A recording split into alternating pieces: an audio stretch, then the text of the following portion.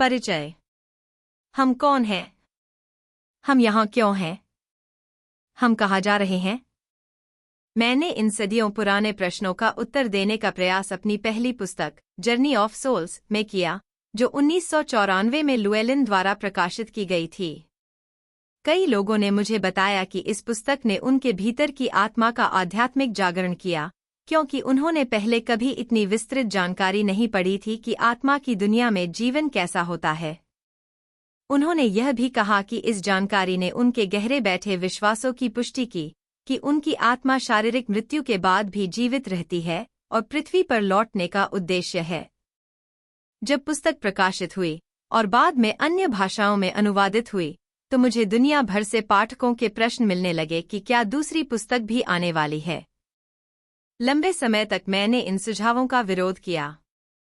मेरे वर्षों के मौलिक शोध को इकट्ठा करना, व्यवस्थित करना और अंततः एक व्यापक अध्ययन के रूप में लिखना कठिन था।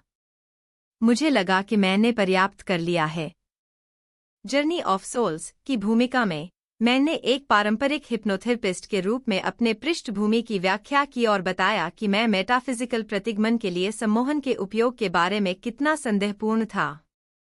1947 में 15 वर्ष की उम्र में मैंने पहली बार किसी व्यक्ति को सम्मोहन में रखा, इसलिए मैं निश्चित रूप से पुरानी पीढ़ी से था और न्यू एज से नहीं था।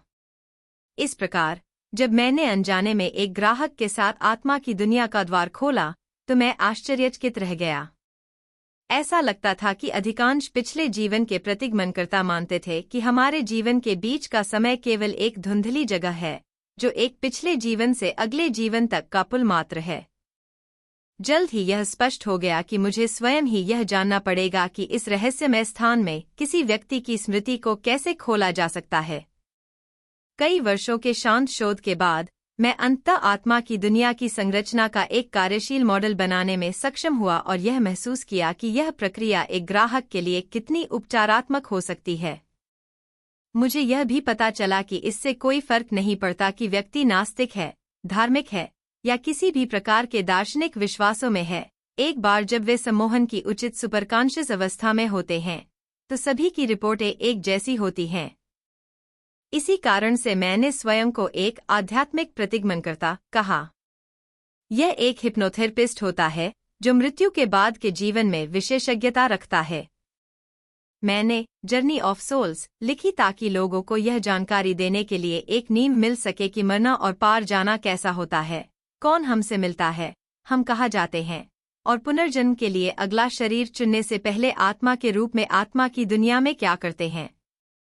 इस प्रारूप को वास्तविक मामलों के इतिहास का उपयोग करके समय के माध्यम से एक यात्रा के रूप में डिजाइन किया गया था, जिसमें ग्राहकों ने मुझे अपने पूर्व जीवन के बीच के अनुभवों के बारे में बताया।